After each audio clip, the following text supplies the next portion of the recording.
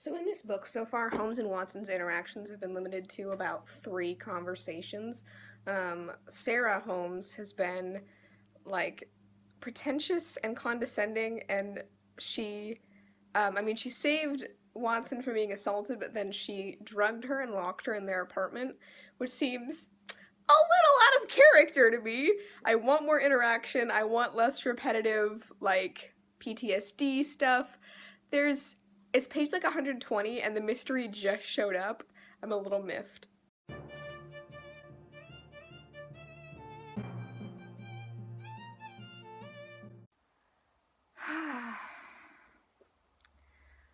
Hi, I'm Julia, and I'm in Sherlock Holmes Adaptation Hell with A Study in Honor by Claire O'Dell.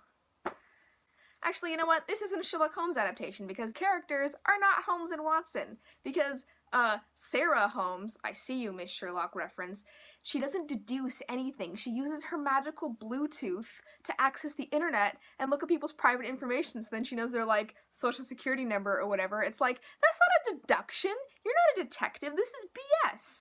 Also, she's an agent of the FBI, so not a detective, and she has a large family. Sherlock Holmes only has Mycroft, and the fact that his family isn't alluded to is kind of like a cool, mysterious thing about him in the books, not in BBC. We're going to talk about BBC later. The most important thing for me in any Sherlock Holmes adaptation or story is the Watson and Holmes dynamic. I'm not talking about shipping them, which I do in some adaptations. I'm just talking about the fundamental thing that makes a good Sherlock Holmes story is the relationship between him and Watson.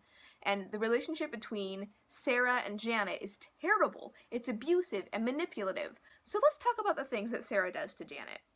Drugs her, locks her in their apartment, reads her diary, gives her expensive gifts that she can't give back. At one point in the book, Janet says that she's scared of her. She should not be scared of her Holmes! Watson should not be scared of their Holmes! They even get into 1 or 2 physical fights. Now, that's kind of like the new cool thing to do with modern Sherlock Holmes adaptations. They do it in the Guy Ritchie Game of Thrones and BBC Sherlock. But in Game of Thrones... Sorry, did I say Game of Thrones? I meant Game of Shadows, I'm sorry, I love that movie. In Game of Shadows, Watson only attacks Holmes because Holmes threw his wife off a train. I mean, she was fine, but Watson was very mad about it. And then in BBC Sherlock, there's no excuse. So, them fighting is... I don't know, it just doesn't make any sense for the characters. This behavior is not the sign of a healthy relationship.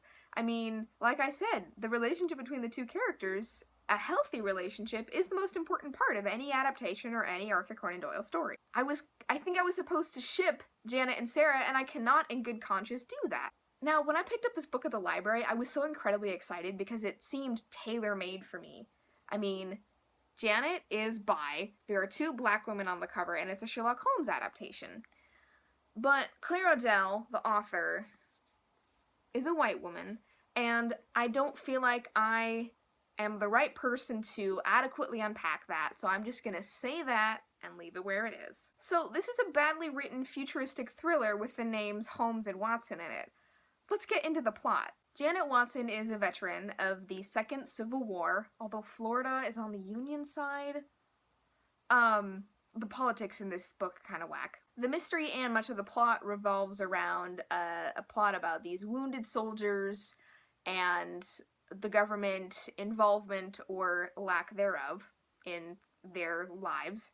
And just, the mystery doesn't start until page 150, and up until then, it's just been Janet, dealing with her PTSD, which is, that's fine, but a lot of this book is Janet dealing with PTSD and finding a job, and she's just she doesn't like her job in the VA, and there's just job.